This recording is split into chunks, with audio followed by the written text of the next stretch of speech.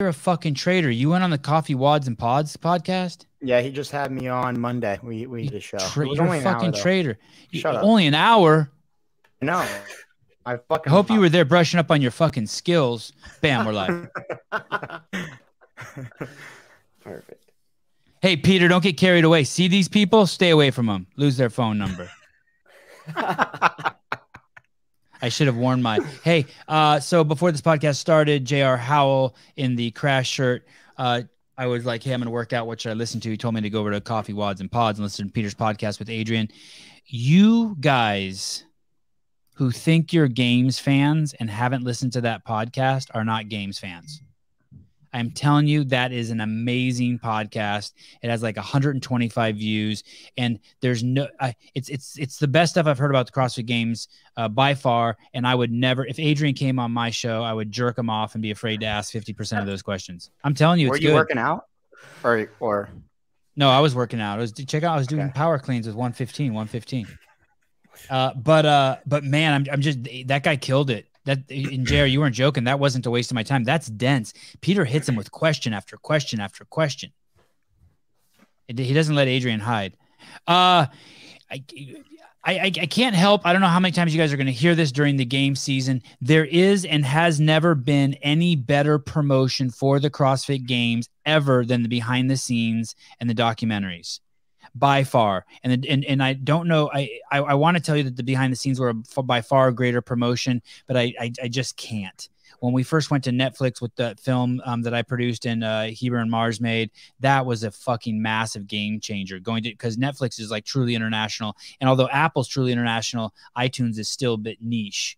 But when we went to Netflix with it, that exploded. But the thing is this. There will never be another person who can do the behind the scenes like me, not even close. I say that with all humility. And it shows you, if anyone's listening who's invested money into the purchase of CrossFit, what I brought to the games by far is mind boggling, and what I continue to bring to the games. And I'm going to tie that into the Coffee Wads and Pods thing. But the most minutes watched of any games video in the history of the games, I think, minutes watched, not views, minutes watched, was the behind the scenes series. And there's a reason for that. And the only thing that I would contest that Adrian said in that podcast is he said that CrossFit Games is more transparent and open than ever. And I will say this, that behind the scenes made the CrossFit Games more transparent than anything you guys could do or currently do. And not only that, it made enough noise that anything you guys were fucking up on, you could just push that up to the front and it would cancel it out. Does that make sense? Trump was a master of that shit. Squeeze chick's ass over here, get in trouble. Okay, do something else over here. Get your mind off of it.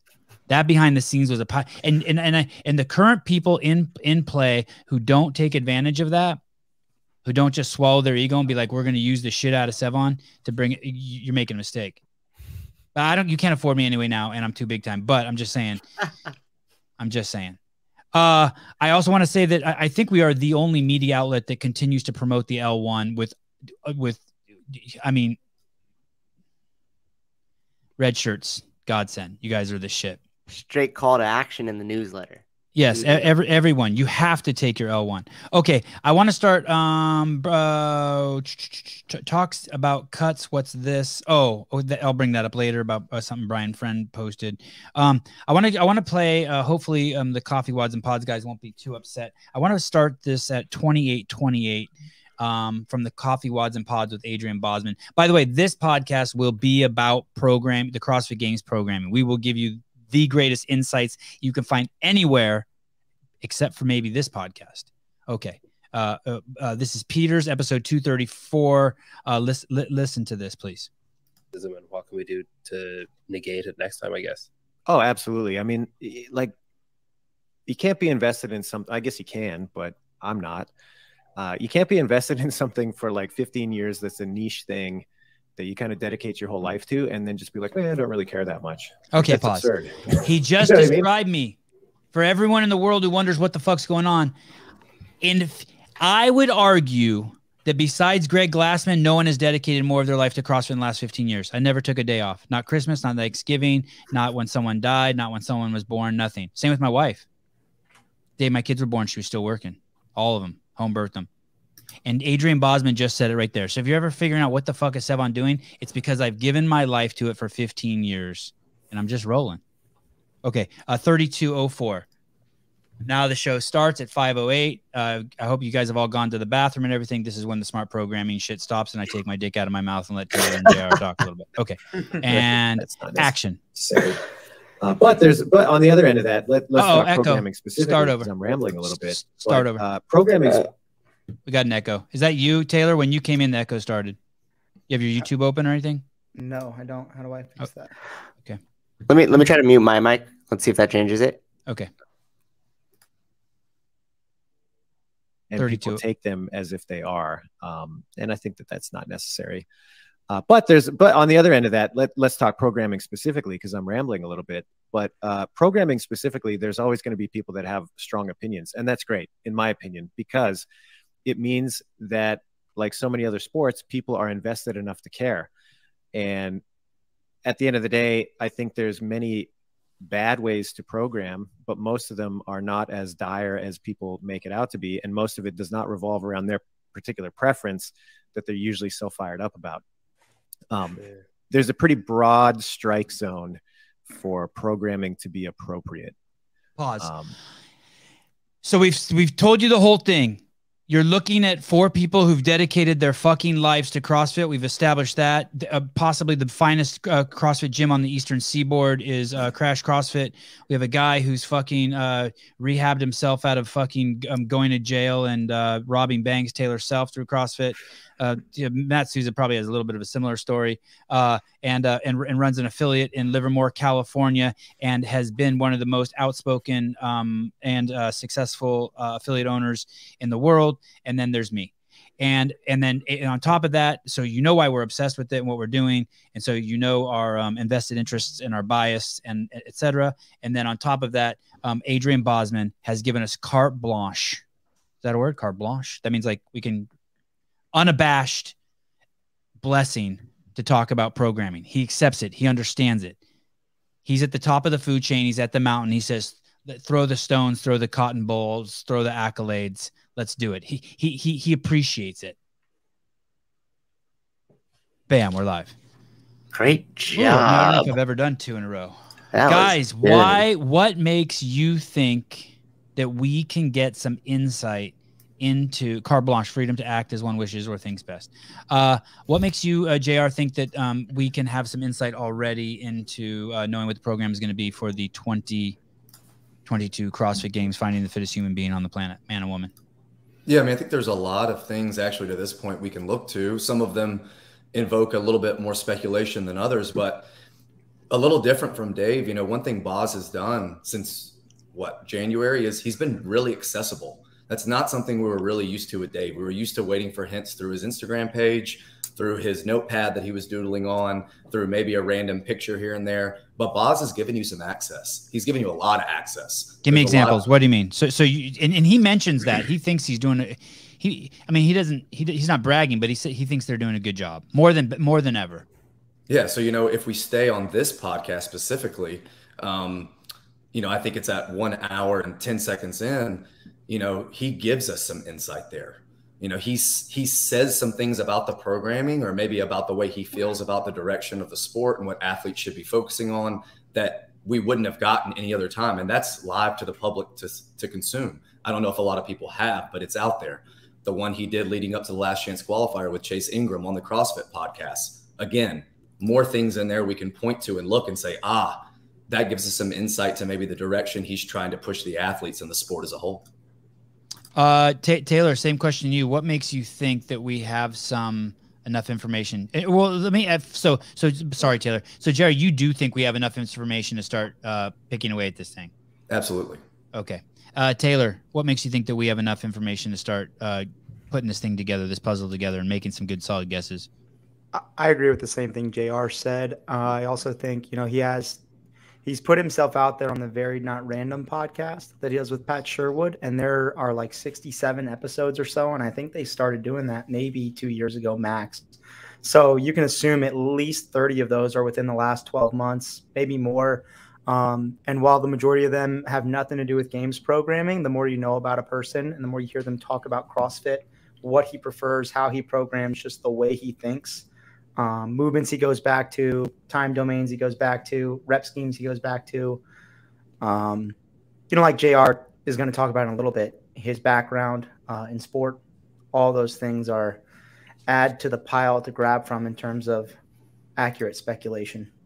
So these are the two things I hear: insight into his character, where he comes from, his past, and what he's talked about, what he's leaked, either intentionally or inadvertently.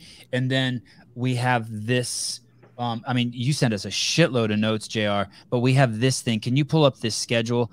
I have not looked at this. Does something as insignificant as the schedule just start getting your brains working?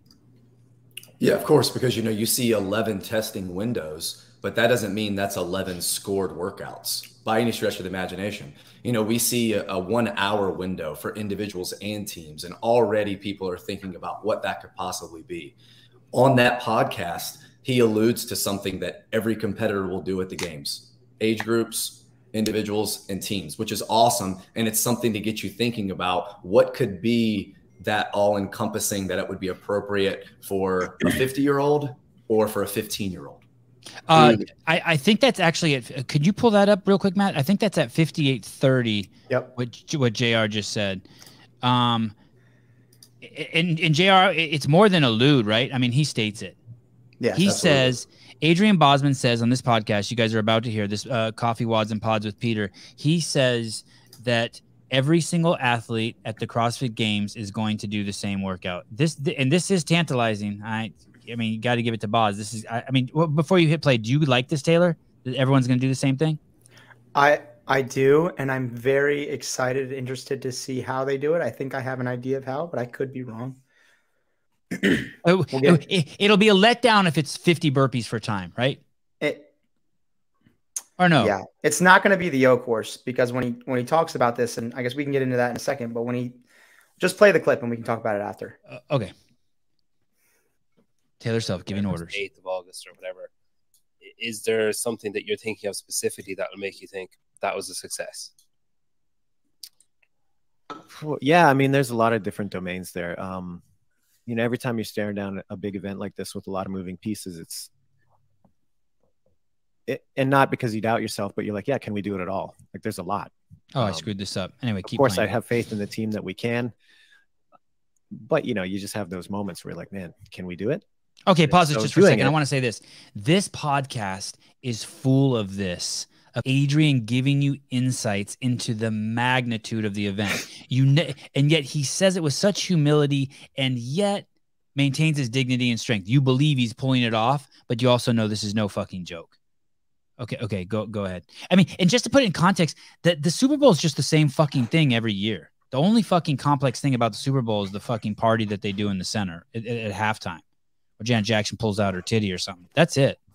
This thing is a mess. This thing is a fucking jigsaw puzzle every year, and this year Adrian had to put it together. Okay, go ahead. Will be the win. But I think, to me, what's really important, and I said this, I think it was to Sean and Tommy recently. Okay, cut that part out. It's really important to me that, the games, obviously it's a transitional year. It's got to be what people expect it to be. It's got to be this epic, complete test, and it's got to be big, and it's got to showcase the athletes, and it's got to stretch the athletes, and it's got to frustrate some of the athletes. And it's got to be all of these things. And it's got to be inspirational to the community, and it's got to give people something to rally around, and it's got to inspire people to get back in the gym and say, hey, you know what? I could take my own fitness a little bit further, and I could be a little bit more diligent. Man, I really screwed this up. I really thought it was at 58:30. Sorry, JR. It was. But this is awesome. Late. Yeah. You started it late. I feel it's really important on a personal level to reflect all of that, because that's what I believe the games to be. It's this big festival from this niche community that believes in this thing enough to be interested in all aspects of it. And again, I'm rambling. I don't know how articulate I'm being, but it is important to me to carry that torch. You're not rambling. Okay. Something's not right here. Oh, I see what's going on. Did it start too late? Or No, this isn't the right. Something's wrong. See how it ends at 103.55? That's not the one I was watching. Something's not right because it also didn't play the clip at 1 minute and 10 seconds that JR was talking about. Right, JR? Something's wrong with this clip. Yeah, because there was no 110. That's interesting. This is not the YouTube video that I just watched while I was working out. Is there another? No, it is off the page you watched it. On Spotify, I think is what we pulled the timestamps from, and that one goes to 107.08. Yeah. Yeah, we did. So there's probably some ads or something in there. Either ads or did he cut out the part where didn't he have to check on his kids or something during this? Yeah, I think so. So maybe the first time it went up versus because this is it. I mean, yeah, but something we can talk about while we try to figure out the links and everything. That quote there may be more valuable than anything because it gives everyone reassurance that this guy gets it. He gets it. He knows that he needs to stay true to the methodology. He needs to stay true to the history, and he needs to make sure that it's inspirational for people to take into their gyms and be inspired by for the next year. And I think that's really, really important. All those things. He also mentions at the start of the podcast, Peter asked him about kind of some nervousness or maybe nervousness for lack of a better term, about carrying the torch or taking the torch from Dave. And he shows a lot of confidence in a way that I appreciated at the start of the show because he says, you look back at my track record, every way that I've been involved with the company of CrossFit, and I don't think there's anyone better suited to pick up after Dave. And I would agree with that wholeheartedly. Yeah, 100%. The little interaction that I've had with him, man, he's a great guy, but the resume is quite extensive. It is. He in the beginning, the first 40 minutes, man, that's really weird. I'm looking at my version too. It's so weird that it's different. He does, with a lot of humility, he addresses every single,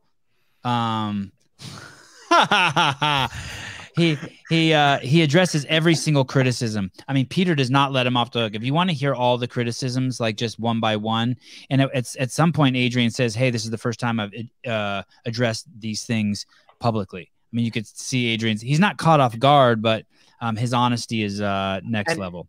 And in the podcast with Chase too, I think they were talking about the burpee standards in the open, and Boz made a comment like, he described the burpee standards one way, and Chase goes, "You mean multiple, like multiple standards?" And Boz goes, "All right, fair enough."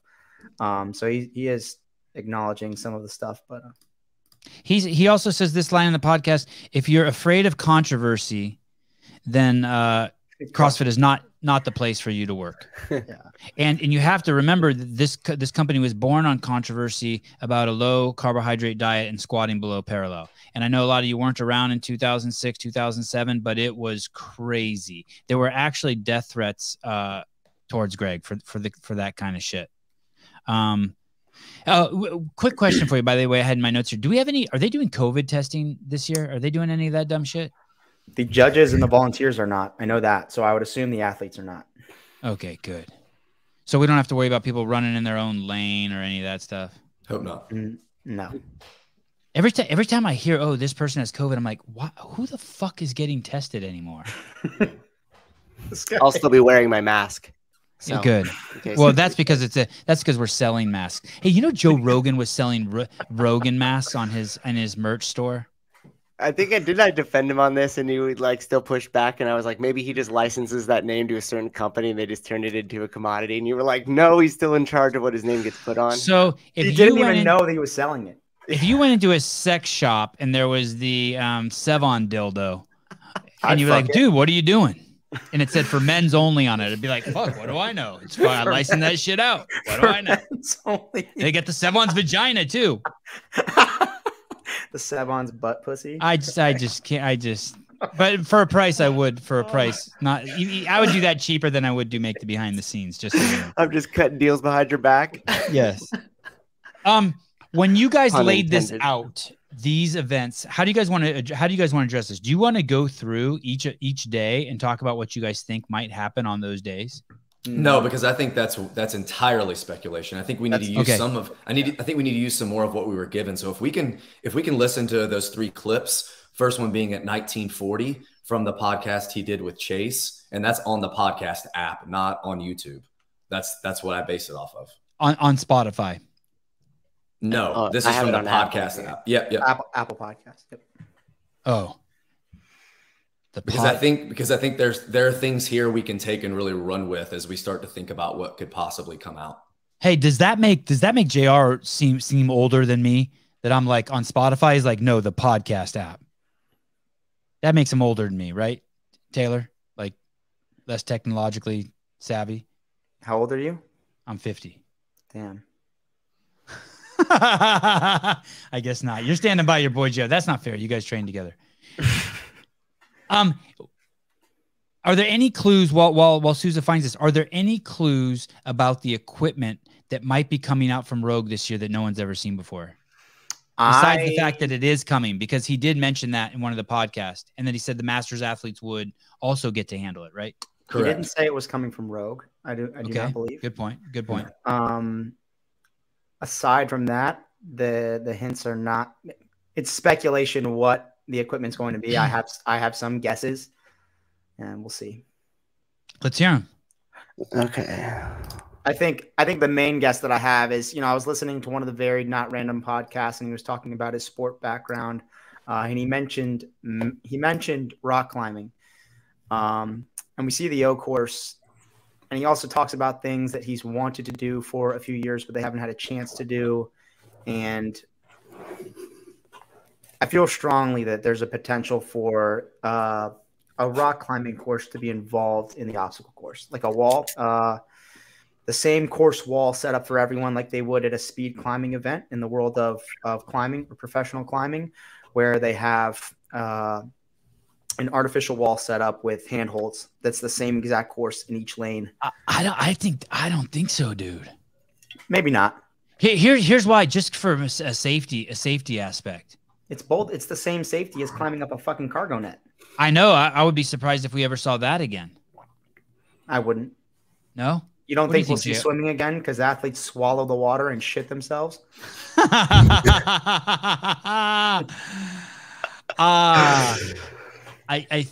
hear you, and it's a great comeback. I just think, VersaClimber. Yeah, okay. I could see that, Madison Perkins. I could see a VersaClimber. We've never seen the VersaClimber at the CrossFit Games, right? Nope. No, and I would argue that it's no more boring to watch than any of the other monostructural machines. I don't see that coming. I see your argument, but I don't think they're going to VersaClimber. But you do think that they would do? I mean, the wall would have to be high. Well, look at the visual of it. Would you rather watch people fake climb, or you have the ability to construct the wall? Dude, I'm all for letting them. I would build I would have a 50-foot rope that you got to swing over to a wall, over an alligator pit, down a wall, 50-foot wall. But I'm just saying, they don't even do Fran at the L1s anymore. I know for a fact that an artificial rock climbing wall is in the forefront of the minds of some of the people that have been programming and around the programming of the games for a very long time. And so I think we'll see it in the O course. Interesting. Yeah, since we're on this topic right now, before we get those quotes pulled up, I think there's a higher likelihood of seeing a pegboard without plexi for your feet to climb legless before we see climbing on like little pieces of rock climbing wall. Hey, didn't they have that at the 2020 games? Wasn't the pegboard just holes in a pole? No, it was plexi. It's only been plexi. I think you're right. I think you're right. I think I saw prototypes. God, I'm going to burn in hell for this. I think I saw prototypes of logs with holes drilled into them that were one-time use only.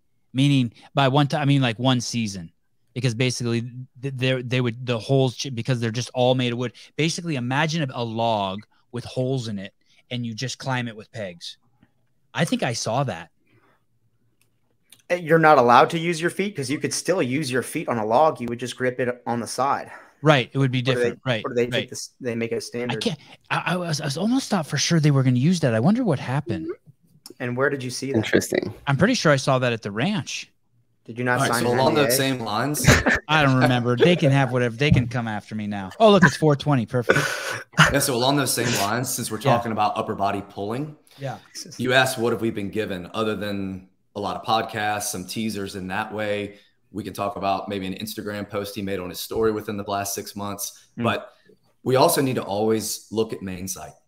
And now I probably got too into this, but I looked at main site every single day since 122 to just see if it was coming up a little bit more often than others, or a little bit more often than it normally does. And I saw a few things that jumped out at me. One of them was that legless rope climbs from a seated position was programmed twice. One time it was to 15 feet, one time it was to 10 feet. And saying that you needed to maintain an L position, but they do stuff like that. Also, strict pull-ups were programmed 10 times, and weighted strict pull-ups were programmed 6 of those 10 times. And a 6 times weighted strict pull-up to come up in 7 months of programming is something I think you need to pay attention to. It makes me think that when Boz talks about some of the CrossFit nerds out there that know their history being excited that they're going to almost get some nostalgia. Remember when the skill at that time, 1 rep match, a weight, slow, softball toss, an L-sit hold, a handstand walk for max distance, and a farmer's carry for max distance. Skills 1, skills 2. Right. I don't think that stuff is super relevant, but I do think that a weighted strict pull-up and something on the parallettes, whether it be an L-sit or what I think is definitely coming is that L-sit press to handstand or time or for reps. So you start in an L-sit, you press into a handstand, the judge gives you a good call, you lower into an L-sit, you show control, that's 1 rep. I think that Boz is really going to push the envelope of strength, but in the domain that most CrossFitters are way behind the best in the world, and that's gymnastics, before any other type of external load. It's so interesting to talk about that, because you look at weightlifting and then you look at endurance sports and how narrow the gap is between the best in CrossFit and the best in those sports. And then you look at gymnastics and Olympic gymnasts and the best in CrossFit, and the gap is fucking huge. Massive. Yeah, we got to play that quote at 2040. Wow. We got to play that. Play that. He talks about that. Do you want me to start at 2040 on Chase's podcast? Yeah, we can play that one first since we're talking about the domains. That's really insightful. But to be fair, when you're talking about all this strict pulling, is these exercises and modalities of training are what rock climbers and gymnasts use to train. So I don't think it's... And a little insight, I'm pretty sure when I met Adrian in 2006 or 2007, he either was currently enrolled or had been enrolled in, or maybe he was even an instructor, but he did some sort of circus training. He was in a school for circus acrobatics. And all of this is like tying in nicely with it. I want to bring up a comment real quick and argue this point. This person, Madison Perkins, says that's super high skill with the press to handstand. And I would argue that rather than a skill, it's a strength. It's a strength component and body control.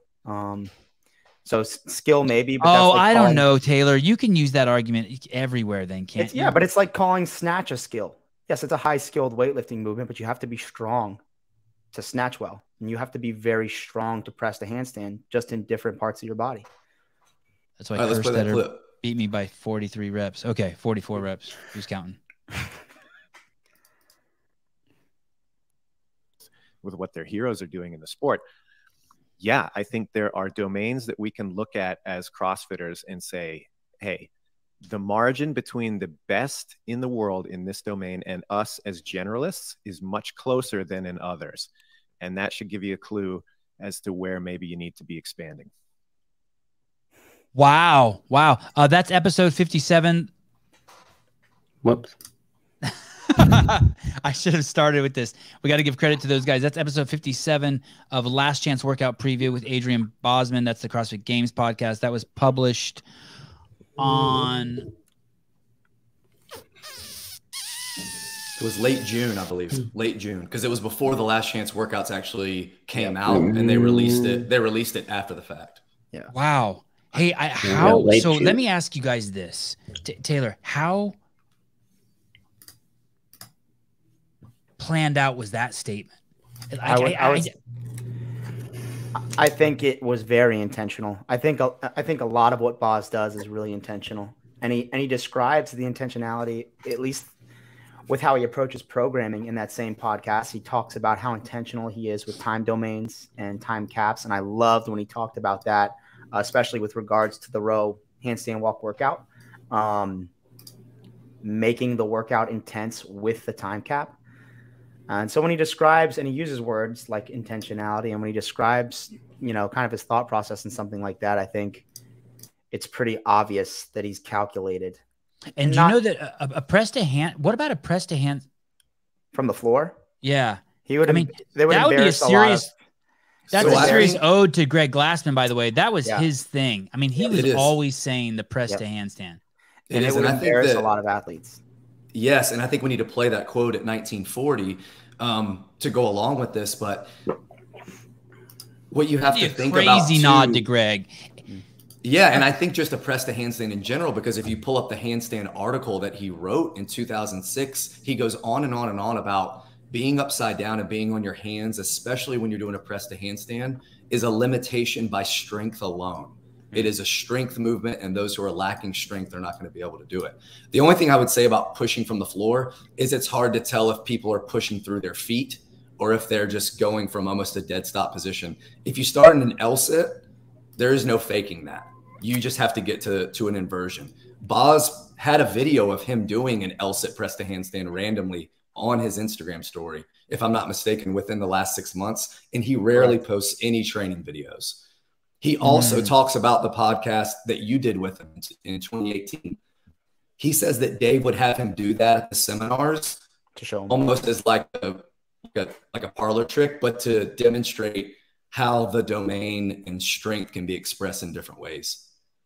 And So- and they could introduce it as a 50-point workout just to, as warning shots for 2023.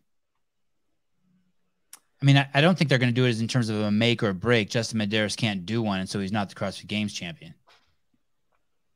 Yeah, I think it would make probably more sense if they said max unbroken L-sit press to handstand as like a scored event, or L-sit press to handstand and hold for max time. We've seen them do an L-sit hold for max time. So that would just be like a progression 11 years later.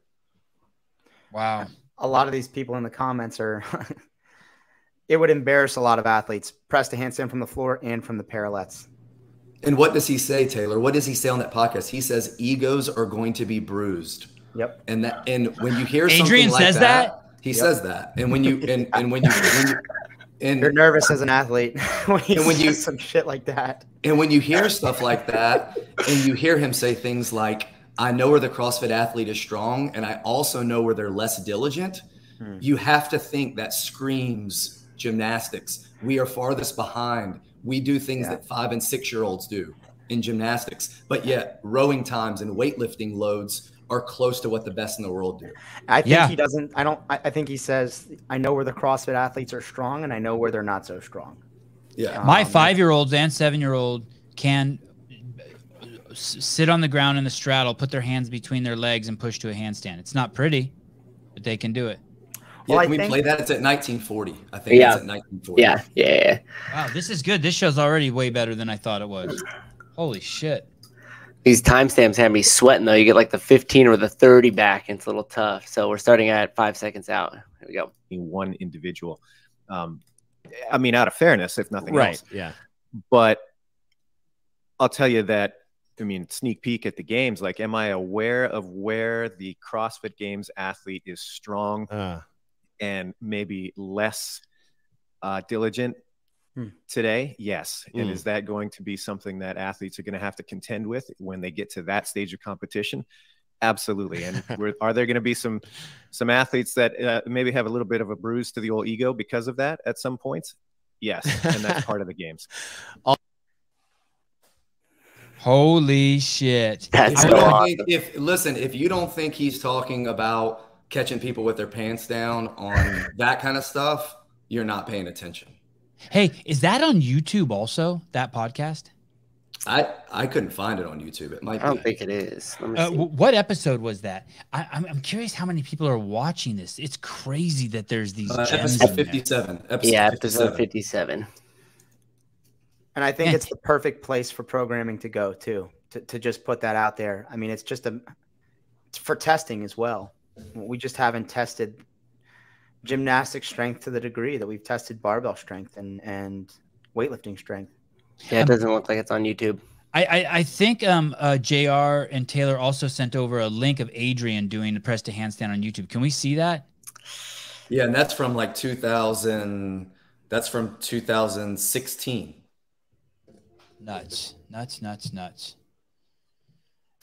I mean, there are videos of Camille in 2014 doing like scaling options of how you achieve a press to handstand in 2014. There's videos of Sean Lynn and Dave Durante doing them at HQ, teaching people how to do those years ago, like 2014, 2013. Greg did bring some Olympic gold medalist, at least one Olympic gold medalist, to the gym, and we filmed a ton of stuff with him.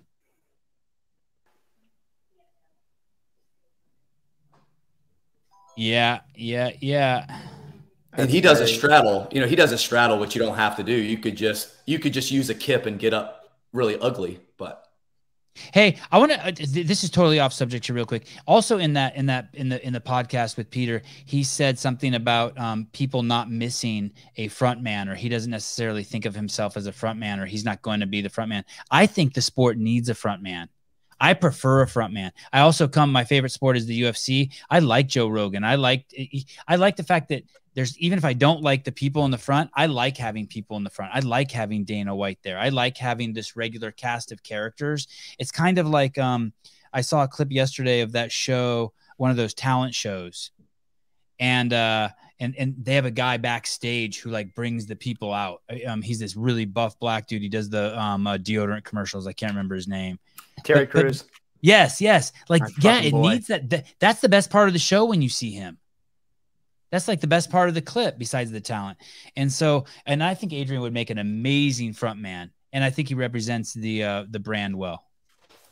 Yeah. So while we're on this topic, I think it's a good time to bring up 100 words of world-class fitness, because we can look at this too and see. JR, hold on one second, buddy. You're breaking up bad. 100. He wants you to bring up 100 words of fitness. Yep. In the episode 57 actually is on YouTube. It's like hidden under this CrossFit podcast handle. Kind of weird, but it is on YouTube. Okay. Yeah, I couldn't find it. Okay, go ahead. What were you going to say, JR?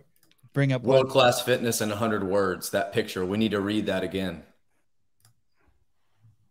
And this is one of the most old school things you can possibly read. And if you skip the first paragraph, although I would agree it's the most important part of the methodology, we start working our way through that paragraph. Everyone already does this. They deadlift, they clean, they squat, they press, they clean and jerk, they snatch. Similarly. So not less than, not less often, similarly, master the basics of gymnastics, pull-ups, dips, rope climbs, push-ups, sit-ups, stop. So up to that point, we've been doing that for years. What have we not done yet in a competition, or what are we not mastering? Presses to handstands, pirouettes, flips, splits, and holds. Now, I would argue that I know years ago there was videos of Rich and Dan being taught how to do backflips and people wondering if it would ever come out. I would say that splits and flips, although great to train to make you more well-rounded and to get one of the 10 general skills, to get those all up to par, probably not going to be something that's testable. However, doing presses to handstand and doing pirouettes on your hands, we saw a semifinal do that this year. They had a short handstand walk, but they had to pirouette around a pylon and it had to be unbroken. So this kind of stuff could absolutely be pushed. And there's another Glassman quote that kind of ties into transitioning some of this programming into a domain where athletes have high deficiencies. And it's quote, "There is more benefit to your fitness, more likelihood of you surviving game, mission, life if you go headlong into the pursuit of your deficiencies than there is spending additional time on your strengths." And so I think just it's riddled all over the old literature. I'm looking to see. I'm at this CrossFit Gains podcast playlist. I'm just curious. I see CrossFit Mayhem. I see the programming the CrossFit. Oh, okay. It's 8 hours ago. Has 40 views. 40 views, and this is the guy who programmed the games, and people act like they care what's going on. It's nuts. That's crazy. Hey, Wow. These athletes need some better coaches because 40 views ain't enough. Maybe it's Right. 40 because it's actually all one side of the leaderboard. Okay, let me ask you guys before I make some. I'm being pretty presumptuous. It's and, Chase watching it every time. And Eric right, yeah, it was Chase reviewing it 38 times, and then JR and Taylor watching it. Is that important that everyone watch that? How would you on the importance of 1 to 10 if you're a CrossFit Games athlete? How important is it that you hear Adrian Bosman? A friend of mine, and I've said this on the podcast a fucking 100 times, my friend Travis Bajan, who's a professional arm wrestler and whose son is the best Division II quarterback who's ever lived, and he currently has a son in high school who's the best high school quarterback who ever lived. He said, when you arm wrestle, there's 2 people you have to beat. And in sports, there's always one extra person you have to beat. It's the person across the table from you and the referee. You have to beat both of them. So I would think that this is the most just as important as training to see this. That's my thoughts. Taylor? You look at all the best in every sport and they watch tape. They watch so much tape. They review their opponent. The best. I mean, they talk about doing that almost more than training. It's just obsessing over technique, film, tape, studying plays, routes, all those things. And this is the equivalent for CrossFit is you have to know who is writing the test. You have to know the history of the test. And if you don't know the history of tests and the background of the people writing the tests, and if you aren't planning to fight your rep or your judge as much as you are the guy next to you in the lane next to you, then you're fucking stupid. You're not doing your due diligence. I guess you could say another 1,000 people, 10,000. I don't know. Maybe a shitload of people watch it on Spotify or iTunes. I would fucking watch the video if I was an athlete so I could see the nuances and twitches in Adrian's face. What he might be giving up. JR, your thoughts on this? Yeah, I mean, I don't think it's the athlete's responsibility, but absolutely the athlete's camp. I mean, there should be coaches that are listening to stuff like this. I mean, he talks about all of those last chance qualifier workouts and why he programmed them the way that he did. You need to know things like that. You need to know when Boz says things like, the reason why I programmed this workout is 2 minutes on and then a rest and 2 minutes on is you cannot pace. Anyone could pace the thrusters and get a great score. This is a workout where I'm not giving you that option. He says the exact same thing on the 2K row into the handstand walk. Anyone can pace the 2K and walk on their hands for 5 minutes. I don't want to give anyone that option. I want you to have to row uncomfortably.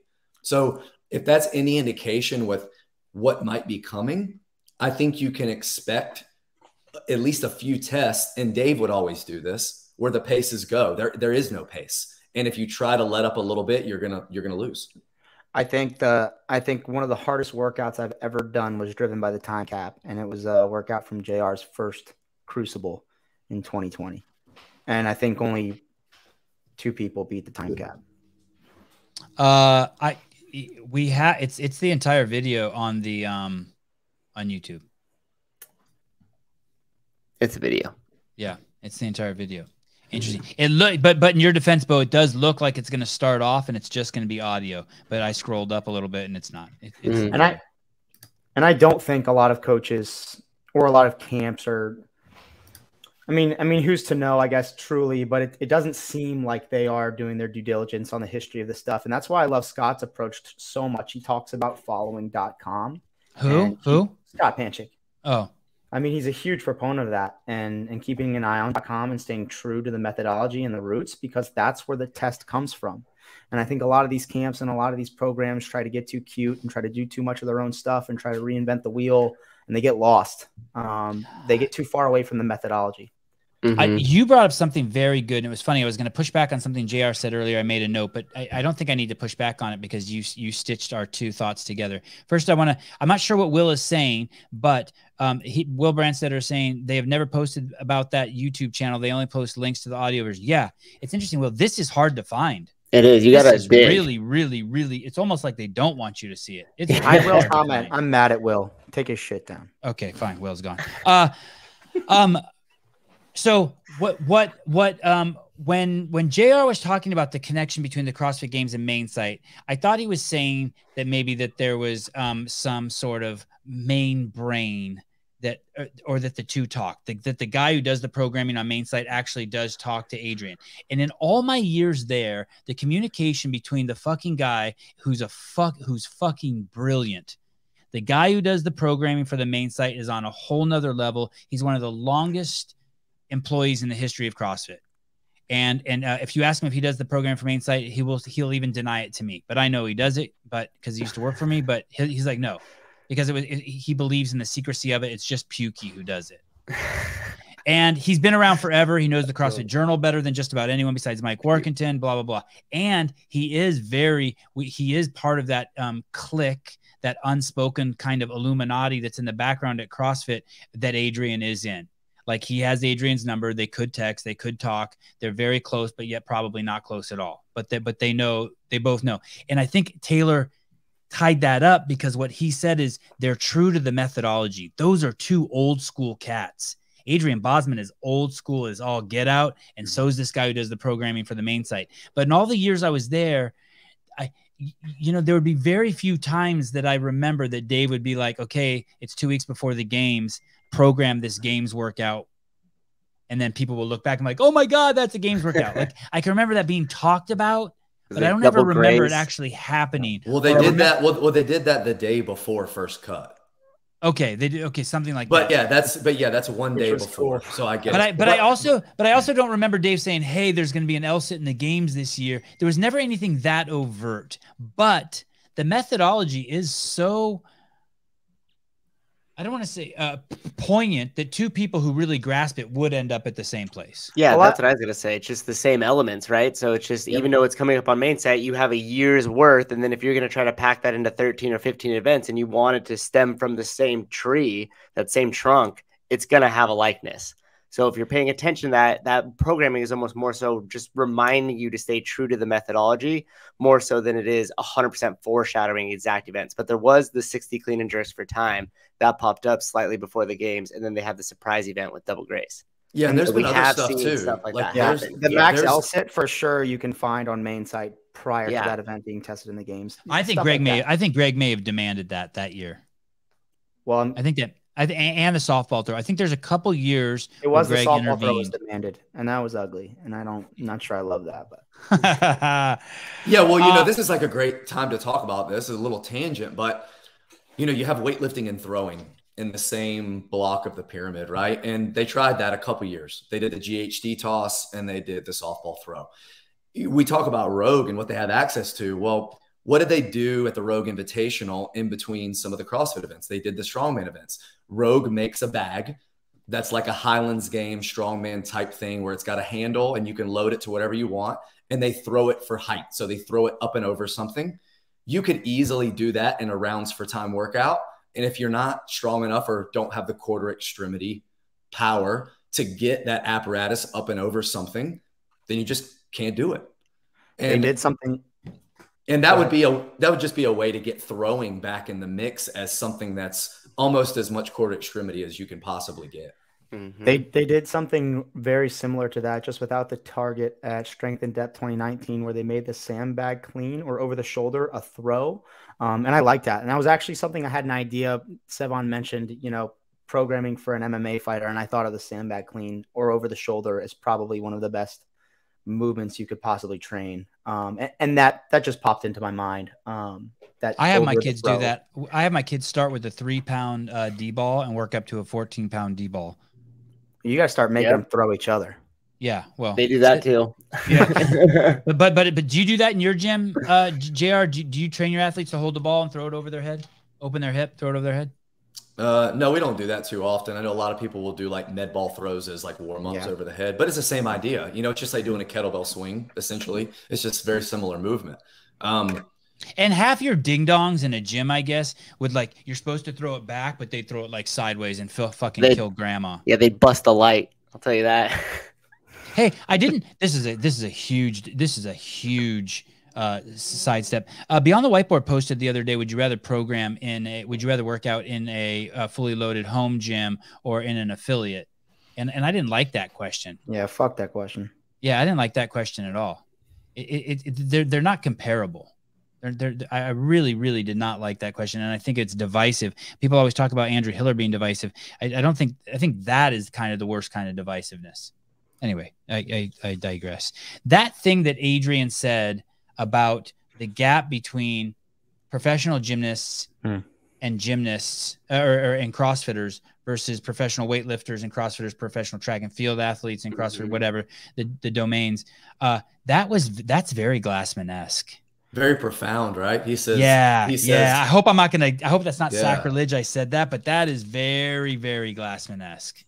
He also, in those podcasts and in the Very Not Random podcast, especially, he uses the words economy and utility so much.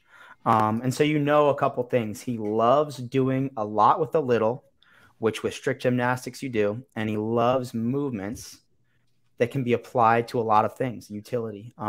And those are Glassman words from the old days. That means, hey, I wouldn't be surprised if Adrian's been brushing up on his, just watching shitloads of Glassman videos. Hey, Susan, will you pull up 2325 on that podcast? That's the last timestamp, 2325. Because, he also understands, and he said this on a couple platforms. Dave has talked about it before, where you don't need to make the tests so crazy and so sexy that you think it's going to give everyone a show. The athletes will make it a show by their performance. Their compelling performance. And so he uses a mile run, for example. He says the mile run on paper is the most boring thing in the world. But when you watch people race the last 200 meters, it's the most exciting thing to watch. Yep. But on the other end of that, I'm a staunch believer that there are certain tests that don't have to have a lot of fanfare around them, and they're always going to be spectacular because the athlete's performances in them is going to be so compelling. And, like a mile race is one of those things. The mile race is not compelling because you're concerned as to whether or not the athletes can finish the event. There's no question that they're all going to make the distance. That's a no-brainer. But who can do it in an absolutely inhuman time? That's what's compelling about it. And so I think when people look at certain things on paper, sometimes you have to reserve judgment because, maybe it isn't the thing that blows your doors off in the way that it's presented on paper. But when you see the athletes throw themselves at it, the performance is the real story. I think that might be the one that everyone does. That kind of workout where the mile. I don't think just no. Just a workout like that. Let me ask you this: if they did do a mile run, sorry, JR, I know you're on a roll. If they did do the mile run, would we see Masters athletes get injured, like hammies getting pulled? No, not on a mile. I think it's too long of a distance. Oh, okay. 100-meter probably. Okay. I think. Sorry, JR. Continue. So those are the types of workouts. That's what we might see in the one that's for everyone. Yeah. Give me something. Give me something, guys. What do you guys think? Give me something on this. This one's so yummy. Initially, I thought it was obstacle course that everyone does, but the more I think about it, the less I think that is the likely culprit. Why? It's you're talking about because either the 14-year-olds or the 65-year-olds. No, right? I mean, those are the people we're worried about, right? No, it's because of the clues he gives away to Peter specifically. He talks about everyone being able to do the workout, and Peter goes, "Oh, you mean like me at home?" And he goes, "Well, yeah, that too. You could." And Peter goes, "I couldn't do it." And he's like, "No, you probably could." And so I think that just that wording, verbiage coming from him, I don't think it's heel course. I don't think it's push-ups. I think CrossFit avoids push-ups because of judging. Yeah. So we know that course through Madison, where it says that there's going to be workout equipment of some kind. We know that course is a 5K. And will you pull that map up? Good. And I would say, Boz, all the time on the Very Not Random podcast, we'll talk about how do you get your members to skip the 5K run day? Or how do you convince people that they need to do a 5K run? Or what's the most skip day on main site is go run a 5K. Well, this course is 5K. And just because it says that there's equipment there, it doesn't mean there's a rig and there's barbells and there's dumbbell thrusters. Think more simply. Is it a 5K run, 10K bike for time? Road bike. Is it something like Jerry? hero workout that's 1 mile run, 2K row, 1 mile run? You know, is it something, don't think about it being super sexy on a workout like that. Can you zoom in a little bit? JR, you pulled this map here? I think that was posted. Yeah, found it online. And what do the green is the starting point and the red is the ending point? Or a turnaround point. Okay, good. And what do these numbers signify, this 1 and this 2? That's a great question. Is that where the equipment would be? That would be my guess. I think there's only equipment staged at one spot, but I could be wrong. Someone in the comments will know. I know. I know Morning Chocolate put an article out about it where they may have answered some of that part. This piece of land that they're running on that goes over the water, is that for vehicles, or is that specifically for humans? Will they be shutting down the street? Do we know? Yeah, they are going to be closing down a lot of the streets. Thank you, Heidi. Okay, very interesting here. And so, okay, so then speculate with me. What do you think that they have there? If there is equipment, it's a 5K, something like double unders, clean and jerks, light clean and jerks, something like that.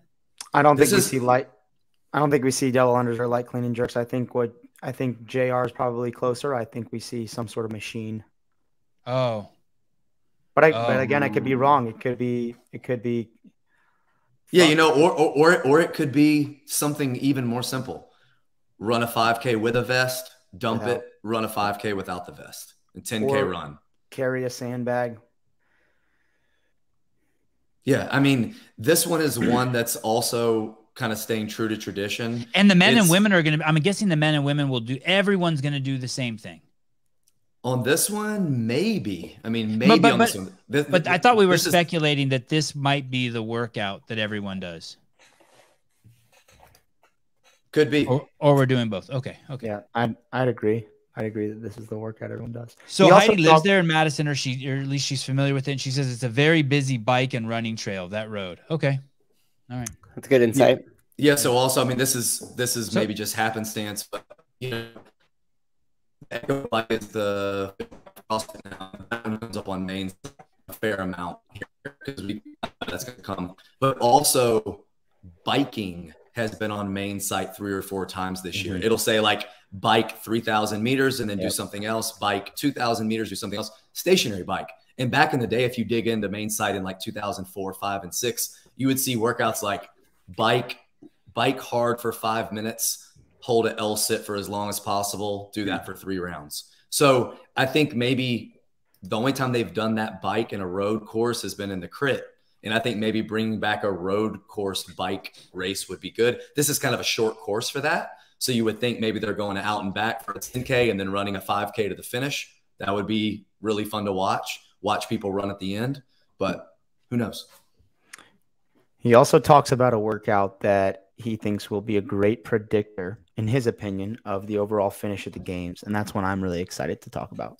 Okay. Do we have a clip of him saying that? It's from Peter's podcast.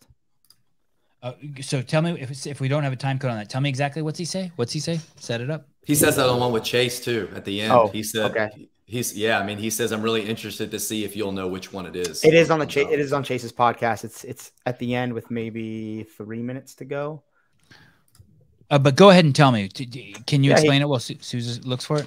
He talks about there being a workout that he's very excited to see, and he mentions to Chase that he's excited to hear Chase's guess on which workout that will be once they've been released on a workout that will most closely predict the podium or the best finishers at the games. Just that workout alone, kind of what Scott was talking about with that event at the MAC and the Last Chance workout. It's the best finishers in those workout represent the best on the overall leaderboard.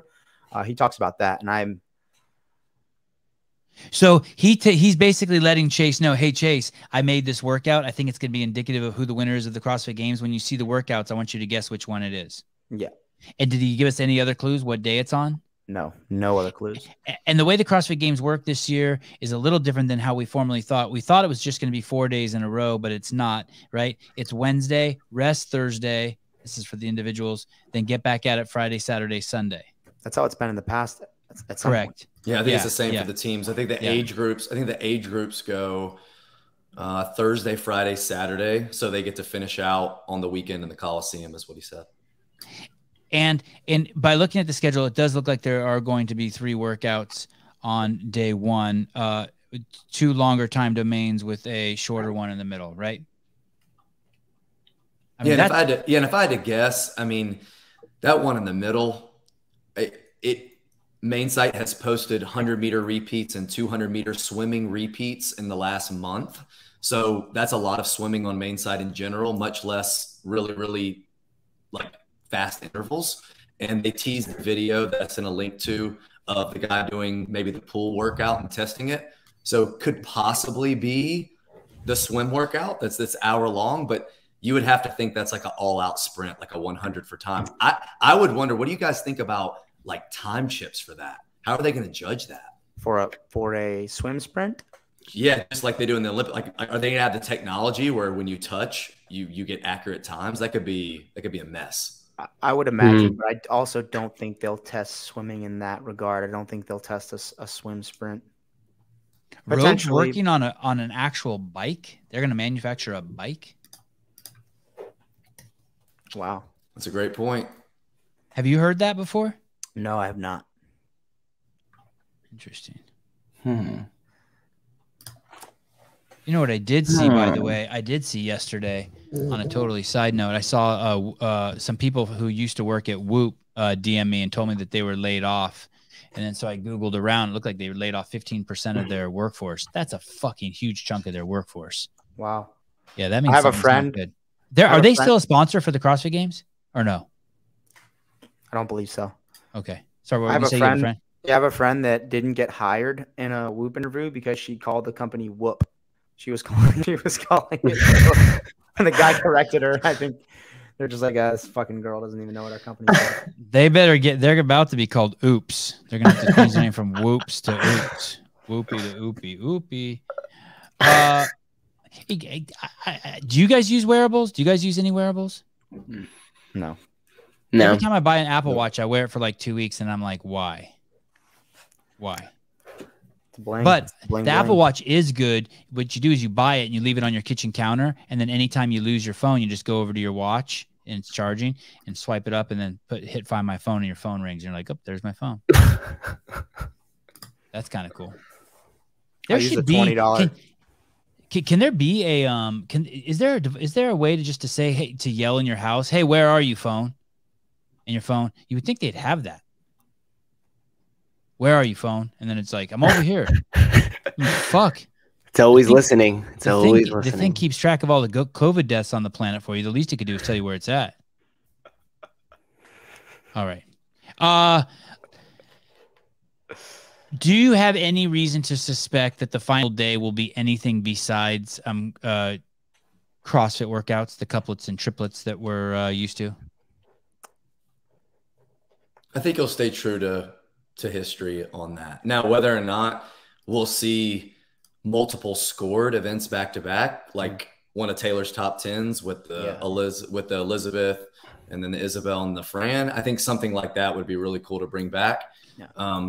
He did mention that the teams are going to finish the competition because the window they had for the live broadcast was earlier in the day.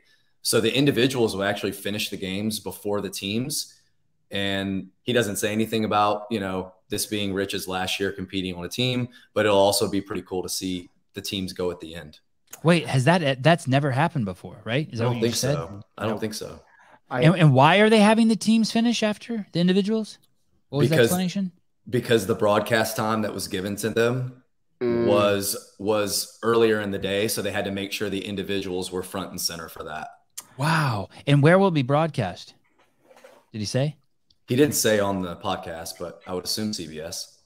And does that mean it won't be on YouTube? You'll have to switch. You'll switch from YouTube to CBS. Do they have exclusivity? Do we know? Good question. No. I think many years they did. The networks did have exclusivity, but I don't think last year they did. That was where I first saw CrossFit, was on CBS in 2016. That's what everyone in the comments are saying. That's CBS.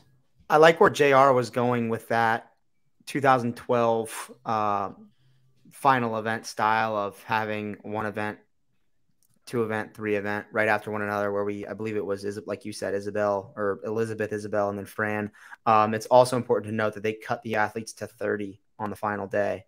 And that could also be indicative of an event finish like that. And he talks about the nostalgia. It looks like there's room for multiple scored events. So that's a good guess. In the past, when there had been cuts, big names had been cut. And there were some concerns about that, right? Wasn't Vellner cut in one of the first cuts one year or something? Yeah, Vellner Pikowski got cut early on Saturday. I think after the sprint. Maybe Annie or maybe Sarah. I think it was Annie both of them. Both of them. Sarah. Okay, there's no issues with that this year, right? No, cutting not 10 people. Cutting 10 people at the end of Saturday is fine, right? Like, hey, you're done. To a degree, JR makes a good point. He loves to talk about punishing athletes for not having a skill or having a large deficiency in some area. And when you have those extra 10 people on the leaderboard, that could potentially spoil a good athlete's score, because that's just that many more people to interfere with them having a big hole. I like that argument. At the same time, after 3 days of competition, I think, Wednesday, Friday, Saturday, I think it's appropriate to cut them. To cut the bottom 10. What about even more? Why not cut 20? I think for what JR argues potentially is they don't want so few athletes that if you have a deficiency in some area or some newly tested element that he talks about, he doesn't want them to not be punished for that. Yeah, so oftentimes too on Sunday you'll get some of the higher skill elements. Last year we saw the freestanding handstand push-up. In years past, the pegboard would come up on Sundays. And typically those are movements that if someone has a hole and it's only the top 10, they're just like, okay, that's fine. I'll just take a 10th versus like I'll take a 37th and then drop from the podium. Yeah, parallel handstand push-ups as well. Fibonacci final, pedal to the metal, stuff like that. Did Brian have something in his Instagram about this? Yeah, he had a pretty cool article he put out where he put out how many people like in the bottom 20, right? Yeah, okay. Still had top 10 finishes, and he kind of goes through them, which is pretty cool. He still says he's a proponent of at least cutting on Sunday, but sometimes you do have those outliers that are in the first couple heats. So he's saying that there's people who on Saturday when the day was over were in the bottom 10. But by Sunday, they were at the end of Sunday, they were in the top 10? No, he's saying that on the workouts for Sunday, they turned in top 10 performances, even though they were in the bottom. Yeah, I could give a shit about that, right? like all I really care about is, has anyone ever climbed from the bottom 10 into the top 10 from Saturday to Sunday? That's what I need to know. No. Yeah, then fuck close. You. Then bye-bye. Then I say cut even more. I see your logic for why you don't want to cut them before Saturday in case they're a specialist, but I wasn't able to follow exactly what Taylor was saying about your logic. Like once it comes to Saturday, there's two things we know about Sunday. There's only going to be 2 or 3 workouts, right? Yep. 3 or 2, 3, 4. But potentially multiple scores. Yeah. But they will be CrossFit workouts. There's never been a year where they're not, right? There's nothing ever weird pops up there. Atlanta in 2020, but aside from that was CrossFit, but it was just a little out there. Which one was that? What was the workout? 1 mile run with a vest, 1 mile run, 100 handstand push-ups, 200 pistol squats, 300 pull-ups, 1 mile run. Okay. What was that called? Atlanta. Damn. I wonder how this is going to rank in terms of toughness for games. It depends on how you define toughness. Beat up.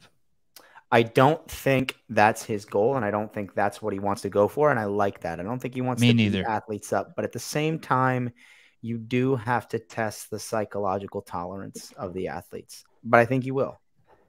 Meaning, maybe he just takes that on in a different form. He's talked about knowing that athletes will be frustrated or embarrassed. Yes, but he's not saying that the athletes will be beaten down. Yeah, but you can also, you think about testing an athlete's mental resilience. You can do that in an event like Atlanta, but you can also do that in an event like 21:59 Echo Bike Snatch, Does this athlete have the balls to fuck this workout up? Is similar to the resilience necessary to push at a threshold for Murph. So it's, again, I would look at the words economy and utility. I also like. Go ahead. I was going to say, I also want to go back to talking about that workout he thinks will be a predictor of. Yeah, I found that in the podcast. Overall, pull that up, please. Oh, that's good. That was good, Taylor. That was good. Please in there. Yeah, the please was nice. That was solid, dude. Good Jeez, job. who the fuck do I work for? Good job. That please would get you like. Hey, spoiler alert! I won't give away any details, but I have there's a test planned at the games this year that I think is describing exactly what you said. Like, if you are somebody who gets a really good score in this particular test, I think it's going to be pretty indicative of the way everything shakes out. And the seed is planted. I'll be curious when everything's revealed. If you can pick that one out, I'll be happy to pick your brain about that. All right. I'm curious to see. I have a workout. Yeah. Overhead squats, double unders, and bar muscle ups. No. Yes. Go ahead. Yeah. Tell me yours. I would look at Boz's favorite 1 to 10 rep scheme potentially. I would look back at the new girls CrossFit released over the past couple of years, and I look at a workout like Lila, which is one of the new girl workouts, and it is. Yeah, I've never heard of that bitch. Yeah, it's a good workout. 10 to 1 body weight clean and jerks and muscle ups. Say it again. 10 to 1 body weight clean and jerks and muscle ups, or is it 1 to 10, JR? It's 10 to 1. I think muscle ups are first. Muscle ups first. Okay. Yeah. I like it. Yeah. Gosh, and you look at a workout like that, and I can't think of anything aside from a triplet like first cut or something similar. A workout like Lila, 10 to 1 muscle ups and body weight clean and jerks. You have to be very, very fit and very good at CrossFit to do well in a workout like that. What would be the weight for men? They would probably standardize it the way they did Regional Linda. So like maybe like an average. Yeah, 195 or a 205 for men, and a 145 or probably a 145 or a 140 for females. Every year there's this, and I think that most of the pundits are wrong, but there's this, hey, it's not heavy enough for the women. When you look at a workout like Lila, I don't think that argument holds much water because the muscle up is harder for women relatively. So if you're going to keep the test 10 to 1 and they're doing 55 muscle ups equivalent to the men, then that argument doesn't hold any water. And I think that event from 2020, the 2007 reload, where they have the even lighter weight on the shoulder to overhead, is also appropriate there as well, because the women row the same distance. They do the same amount of bar muscle ups. So you think it's going to be a couplet, this workout that Adrian's talking about? It'll be a couplet or a triplet. And I also think, and he mentions this in another podcast he does, someone describes him as a fitness minimalist, and he talks about how when he programs for his own training, he starts with a broad list of things that he would like to touch, and he talks about stripping it down to 2 or 3 key elements, and he emphasizes 2 or 3 key elements. And to me, that screamed simplicity and couplets and triplets. Yep. Yeah, look at the last chance. Yeah, look at the last chance qualifier, right? 3 couplets and a triplet, essentially. And they were so beautiful also because the couplets were so unique from one another. You had a 10 to 1, you had an AMRAP, and then you had 2 back-to-back sprint AMRAPs, so to speak. But they were it wasn't like you're doing Fran and then Elizabeth. Those couplets are very similar, just different movements. These 3 couplets were so unique and creative, and I think we can expect something like that. Did we touch on, is there anything else we want to touch on in regards to our thoughts about what's going to happen here? Any of the days specifically? We want to talk about the swimming. We want to talk about running. We want to talk about what we think the longest time domain is going to be. We want to talk about whether we think there's going to be something. I mean, I like this. The one thing that I think we've really dug out and that I feel super duper confident about is the gymnastics thing. I mean, I think, something crazy is coming. That is, I could see the whole game's kind of being built around that piece. Yeah, and like I do that think being the piece. Yeah, and I I think do it's going to think- happen in day 1 or 2. Day 2. I think what day do you think is going to happen? I think it's going to happen on Friday. So he Like says a on the Friday night. podcast that Saturday night is going to be wild, that he's really, really looking forward to Saturday night, and that Saturday night is also not the workout that he says he's wanted to do elements of for years, and now he finally has got. So that may be one that's later in the weekend or earlier in the weekend, the Saturday night when it's going to be a show. And it was always about doing the really fun to watch workouts at night. As I recall, in the early years too, Adrian's not one who's afraid of odd objects either. He's not. No. He's not a. You know, he's not a. As much as we might be saying he's old school and he does a lot of things by tradition, he is not afraid of an odd object. He, as a gymnast, he would dabble in the strongman shit, no problem. I would cringe if they brought back ring handstand push-ups. Oh Yeah, I yeah, think I can't that's- stand yeah, those. Oh, Yeah, I fucking think- do that, yeah, I Christine. think Take those that are- shit home. Yeah, I think like That's rough. Boo. Unanimous. Main site had 30 strict for time and 30 rope climbs for time this year, along with the seated legless rope climbs in the L-sit position. I think we're way more likely to see him try to bring back strict muscle ups before ring handstand push-ups. Yeah, I would agree. Oh man, can you imagine? That was a judging nightmare. Yeah. Gosh, but there's something like that every year. right. I think the likelihood of seeing something on the parallettes that's not an L-sit or a weighted strength test, body weight based, like a strict pull up or a strict chin up where you have to use a supinated grip or whatever, is a little bit more likely. Yeah, but you could also look at something as simply as adding a vest to a workout with a pegboard. I mean, how often do athletes do pegboards with the vest? How often do they do legless with the vest? Hey, will some you do. type that in, Sousa? Pegboard vest, weighted vest. I've never even seen anyone do that. Have you guys They seen might it? swim with a weighted vest.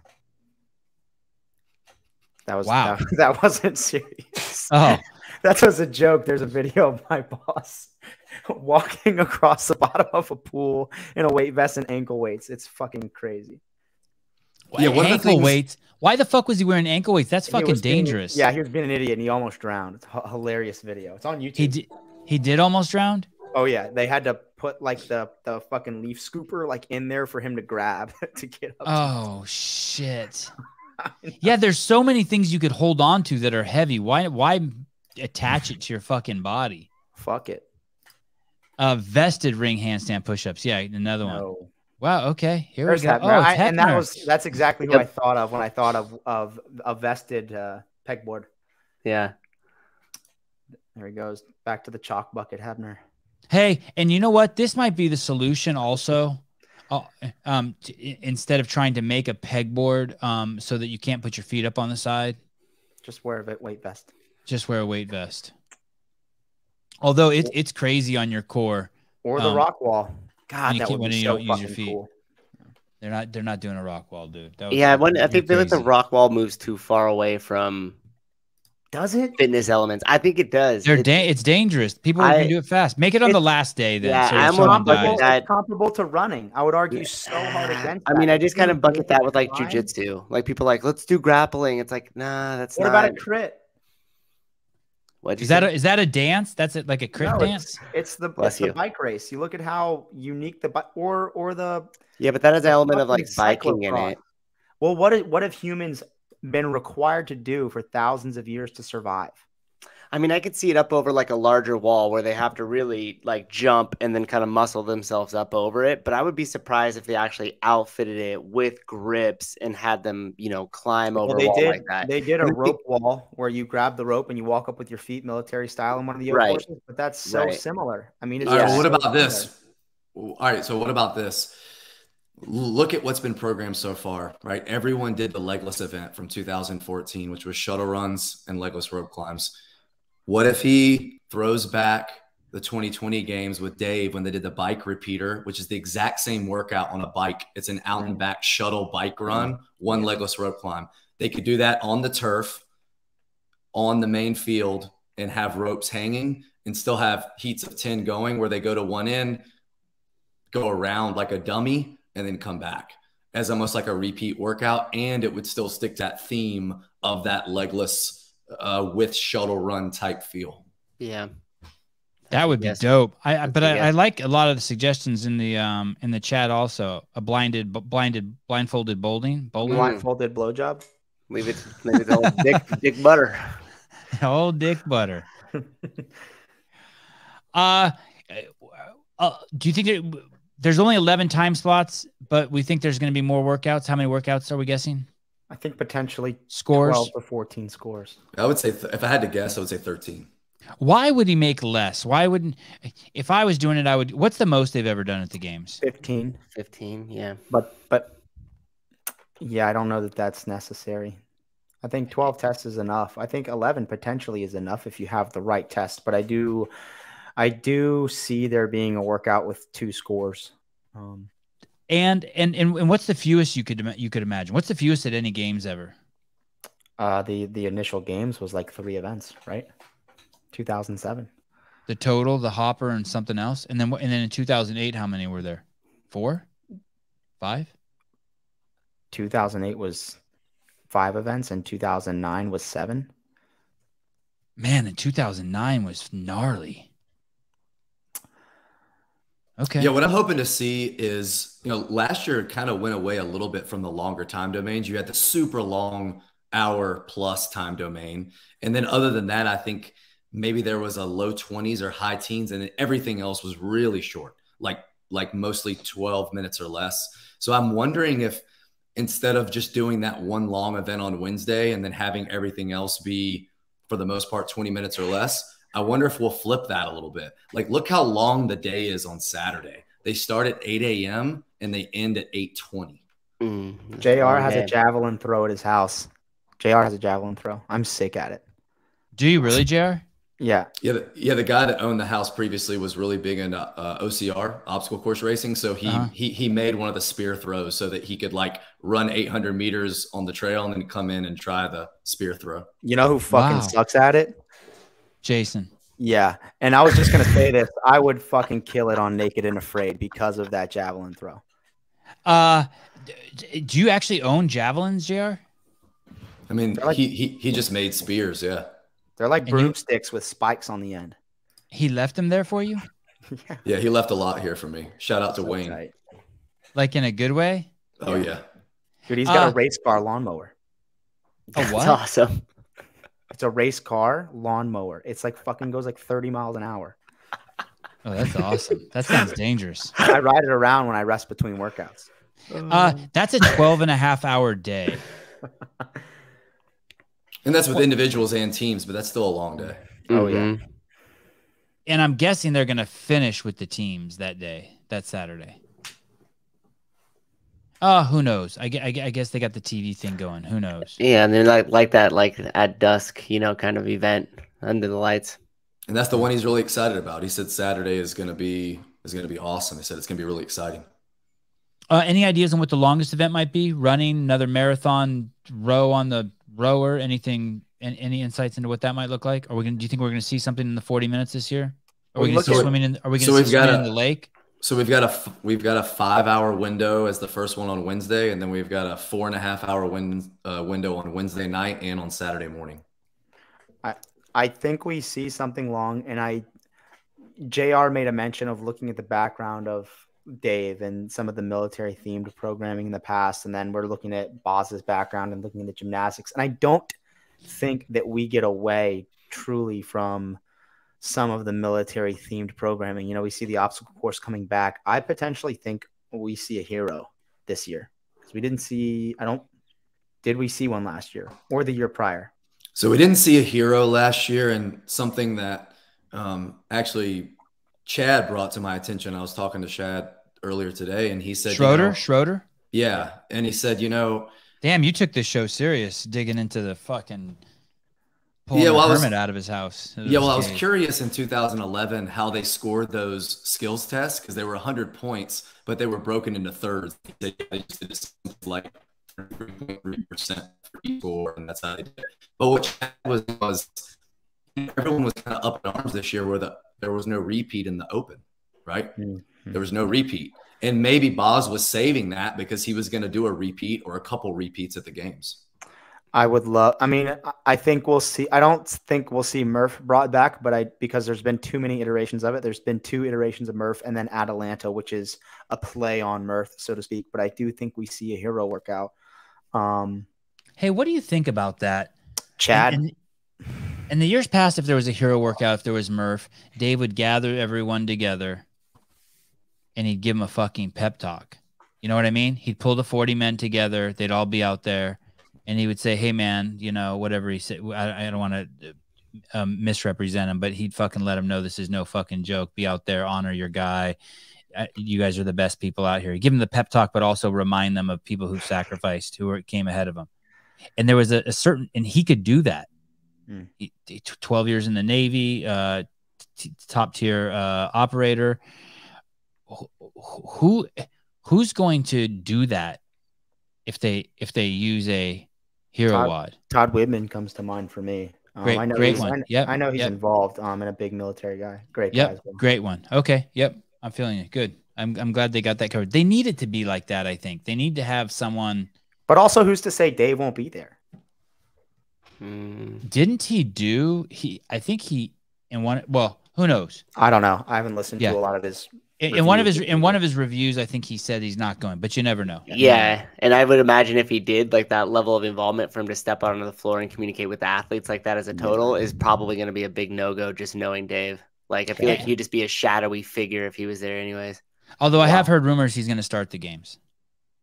Really? Yeah. Well, then I must just eat my words, huh? Welcome to the 2022 CrossFit Games. 3, 2, 1, go! Fuck you guys. No, not that part. Yeah, and maybe they'll do that. Maybe, and they could always do that. Maybe they'll bring in a soldier.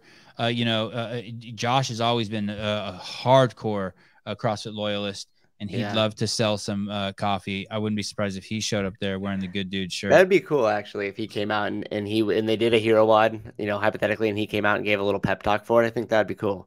Yeah. Liz said that Dave's too hard to do it. Makes sense, Liz. Thank you. Yeah, thank you. Yeah. Makes sense. When will we get our first workout? Has Adrian told us? So Adrian said on the podcast he did on Coffee Pods and Wads that there will be teasers and that they've already discussed when they'll let those leak. And some might say today was one with the return of the O course. Now we know there's going to be some kind of O course. Dave would give us some full workouts, but typically it would be pieces of workouts without the full puzzle.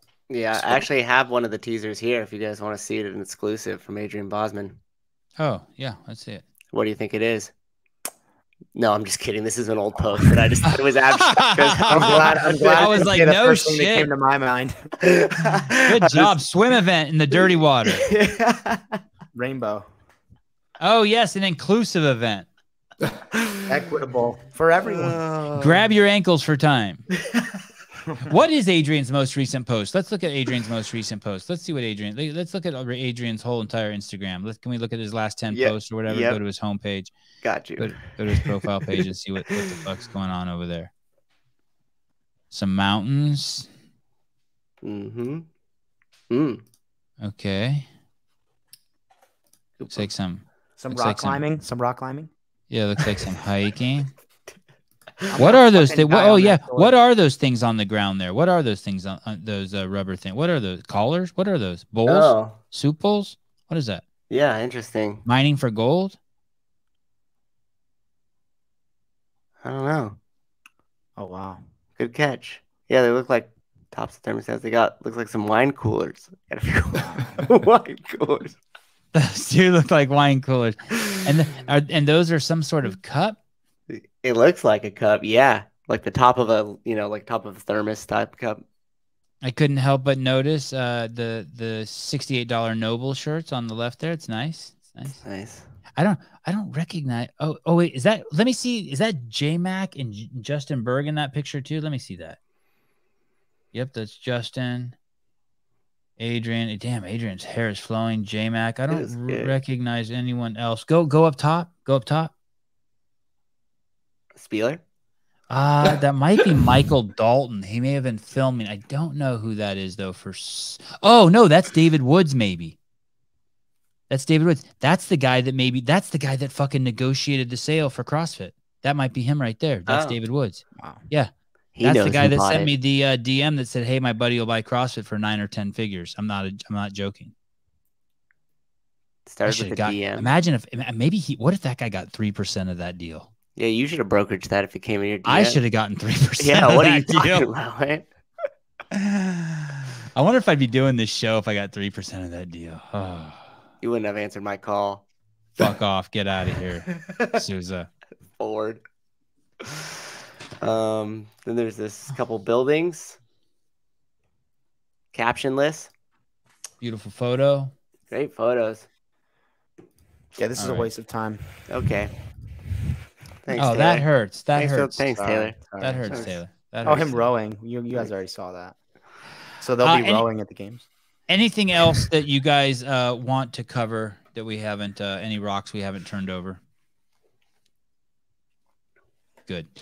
I think normally we were going to do this show every other week. I suspect that is going to change. Don't be surprised if you don't hear from us next Friday, if not sooner. As things get released, we'll be doing pop-up shows. I guess that's what you can call them.